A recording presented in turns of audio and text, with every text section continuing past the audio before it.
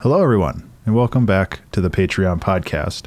This week I wanted to talk about Pawndemonium, kind of as a postmortem, but kind of as a study of failure and just kind of understanding what went wrong with the game and why I kind of set it in the position of abandoned, which is a term that I really hate. Like, capital G gamers calling games abandonware because the developers have decided to move on to another project is real shitty. But in this case, I feel that it's justified that this game is abandoned, and I'll get into that. But Pawndemonium, if you're not familiar, is a game that I made in 2021 and I released in early 2022.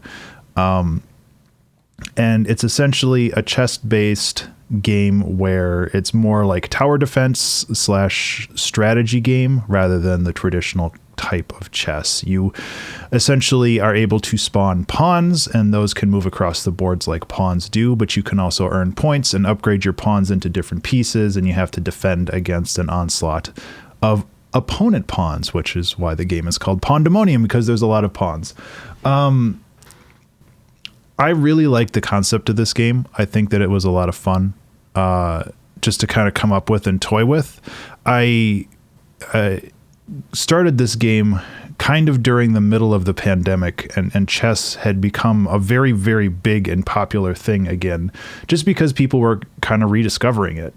But I feel that I really didn't make this game specifically to go out and capitalize on that big wave. Plus, a lot of other games did that way better and way faster than I did anyway. There was a game that came out called Shotgun King that basically did what I wanted with Pawndemonium, except like incredibly well. So, you know, there's that too. But I wanted to kind of approach this game and see how I could make another game that wasn't just a free download, a free like game jam download kind of thing, something that was complete and full and ready to deploy to a place like Steam if people liked it. But after I released the game, I ran into a bug that I spent almost a year trying to fix with no success.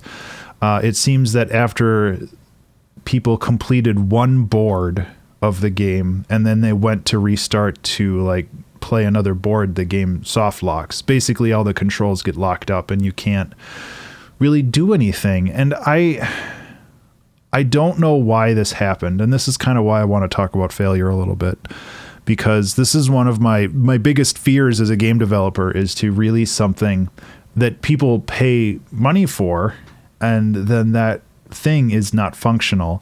I had really big fears with Color Jumper on that because it was my first game release. And then I got more comfortable with like Death Drives a Bus and some of the other small game jam things I've done in the middle periods. And I kind of felt like I was doing well, but this game came out and people just started having problems with it. And I don't know why, but I'm not able to recreate those problems. So if I can't recreate the problem, I can't diagnose it. And if I can't diagnose it, I can't fix it.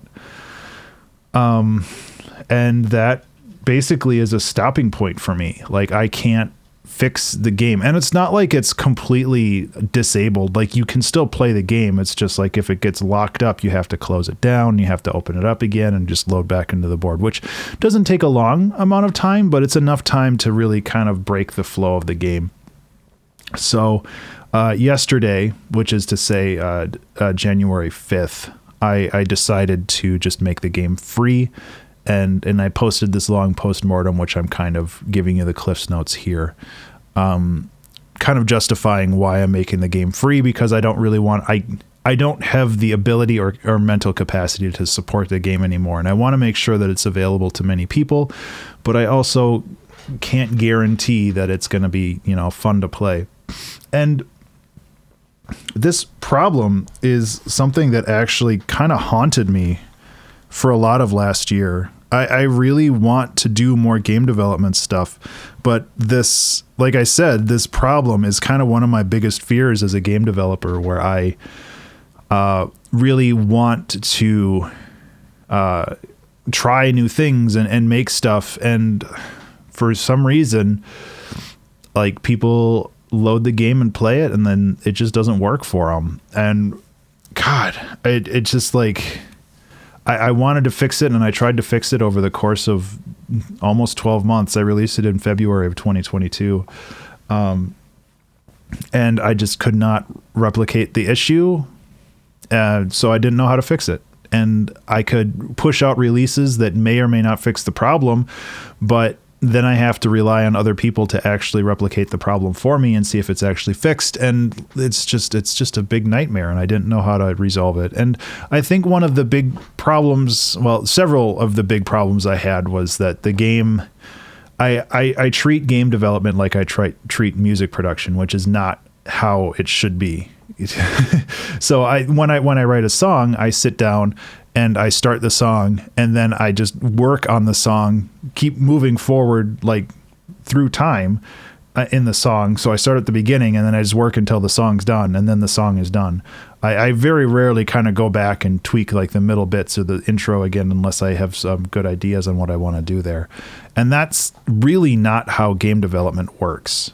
Game development, you have to have a plan, you have to have a strategy, you have to make sure that what you're doing is aligned with the goals that you want at the end. You actually have to have goals at the end.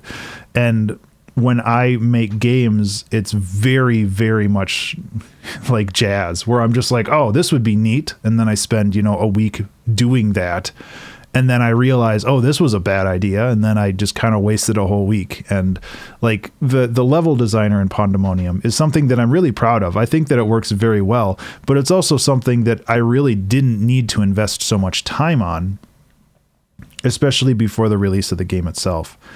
And I think that kind of approach to game development is something that I need to change if I want to kind of take this more seriously, because I love the idea of making games, but I also really want to make sure that I do it in a way that's like sustainable. And the way that I made this game was not.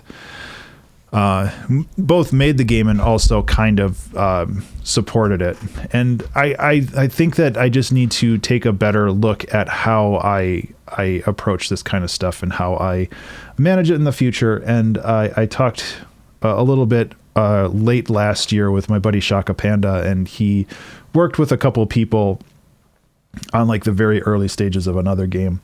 And he told me about the wonders of design documents and development documents, and basically kind of plotting everything out into either bullet lists or like spreadsheets or all of this other stuff. And that gives you a better idea of not only what you need to work on now, but the goals that you're trying to achieve while you're working on that kind of stuff. I don't really care as much about like timelines. I don't really have deadlines when it comes to making games unless I'm doing a game jam. But I feel that having an overarching like design doc that allows me to kind of add and remove pieces on there without investing, weeks of time to actually create functionality within the games or mechanics within the games. I think that is a better approach, and I'm going to try to do that because I do want to make games this year, but I also want to make sure that I do it in a way that's sustainable and doesn't drive me crazy. Some of the things I really love about Pawndemonium, though, is the visual style of it. I love like this kind of mint green color that goes through the whole game, mixed with the harsh blacks and whites. Gives it kind of that like refined elegance that chess is usually associated with. I think that like visual design, especially with like the big punchy blobs of text and like all of the other fun little animations that happen in the background, that worked very well for me. And I want to make sure that I keep up on that stuff because I really like that visual design. And I think that that's kind of the style that I want to go with, just because it's not as common to see when it comes to kind of indie design. Usually indie design is very kind of minimal and it's not stylized like that. And I want to approach it in a stylized way. And I think that that's important. I also really love the music. the soundtrack for Pawndemonium is one of my favorites. It's very good listening music, something to kind of have on in the background while you're working on other stuff or thinking, or in the case of Pawndemonium, kind of solving logic puzzles and trying to work your way out of a situation. And I am very, very proud of that album. I could go into more technical details with that album if people wanted to. Otherwise, the commentary on that Pawndemonium album on Bandcamp has a lot of that too. But I basically have 12 songs, one for every note on the piano. And then I have code in the background that allows the game to choose a song in like a relational harmony from the current key that it's in. So if it's in like C, it can choose to go to like E flat or G or B flat.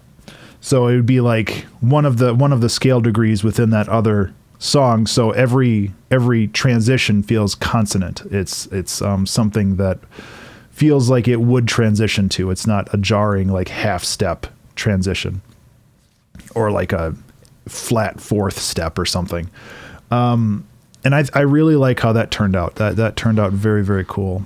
But yeah, I just need to learn how to work better with playtesters, because that was kind of the big stumbling point that I had. I feel that it's something that I want to get better at. And the problem with looking for playtesters is you have to kind of have an audience already. And I can't say that I have that. I want to make sure that I have people play the games, but that also requires having people like interested in playing the games. In the past, there was a physical meetup for the Twin Cities for playtesting, and I loved doing that. But the pandemic kind of killed all that, which is unfortunate. So in the future, I want to at least, if I'm not able to find playtesters, at least push builds out into a public space for people to maybe try. And, I might pique somebody's curiosity and see if I can do that. But the fact that I was getting so many bug reports for Pawndemonium, and it was all for the same thing, for the same issue that I could not resolve, just killed all of my motivation to make games last year. And like I said, on January 5th, I decided to just call it and just kind of put the game down. Not put the game down. I place the game gently on a shelf and just decide that, these games shouldn't be supported forever anyway. And, I want to move on with my life, and I wanted to try different things. And I think that it's just something that I need to focus on.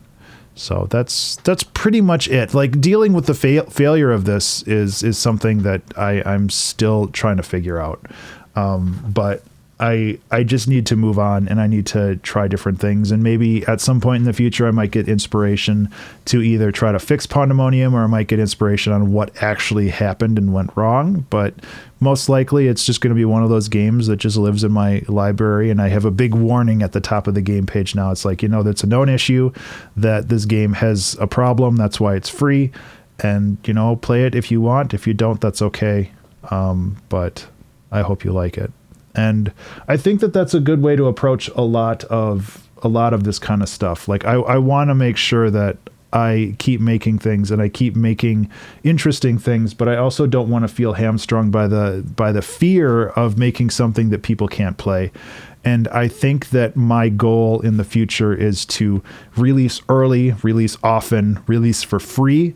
And once I get that kind of groundswell of people interested in the game itself, then I can iterate on that and start charging people, new people who are finding the game. I think that that's a better way of approaching this. So I think that's what I want to do. It's a lot. I feel like I didn't breathe at all through this last 14 minutes, but I wanted to talk about this, especially because it's fresh in my mind, because I wrote about it recently. But Yeah, if you wanted to, I'll try to remember to include the actual postmortem that I wrote as well. It kind of covers a lot of the same stuff, but probably in a little bit more of a coherent form. So I'll include that in the notes too. If I forget, you could probably just Google Pawndemonium postmortem and you'll find it that way. But that's all I've got. Guys, thank you so much for being a Patreon supporter. I really genuinely do appreciate it. And thank you so much for listening. I hope that you have a fantastic Friday and a wonderful weekend. And I'll talk to you in the next one. I don't know what that voice was. Be remarkable.